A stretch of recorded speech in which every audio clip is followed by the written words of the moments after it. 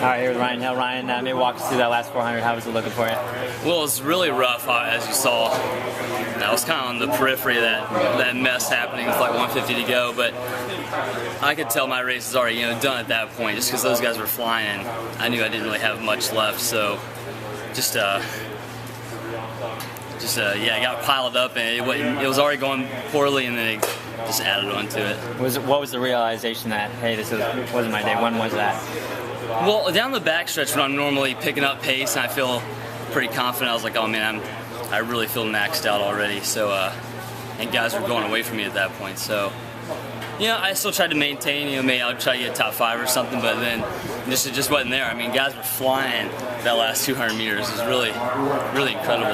You're a little banged up, come through, the middle of the season through indoors, and was there any doubts and anxiousness on you coming into this weekend that, hey, maybe I don't have 100% in me? I mean, I knew that I was a little behind on training and racing. I didn't think it would affect me, this much. I thought it'd be a little sharper. I mean, maybe I'll go to USA's run the 5K or something that goes a little better.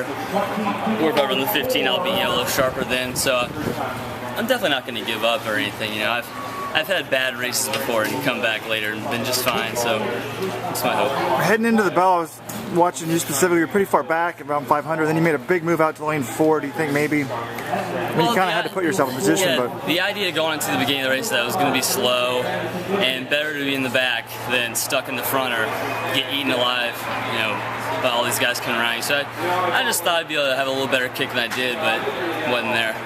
Do you think it's a matter of just getting a little more training under your belt then for going into USA's? It's probably a combination of both. It'd be nice if USA's was maybe a month or something from now, but it's not. So I'm just going to have to go and race a little tougher and see what I've got. With all the guys that were in this race, a lot of guys that you raced against a lot, and a lot of you guys similar PRs. Were you surprised that Mac finally came away with the win today? Well, he looked so good in the prelim.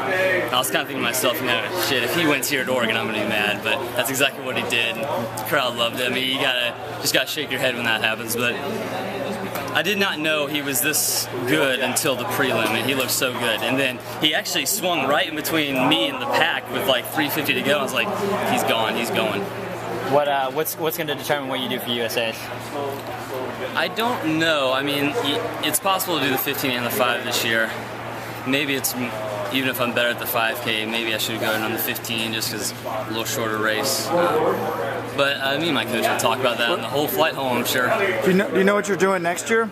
This is it for you at NC State. No, well, I guess officially I can talk to whoever I want. So I guess things are going to start to develop pretty soon here, but at this point I'm not really sure what's going to happen. All right. Thanks, man. Good luck. Thank you.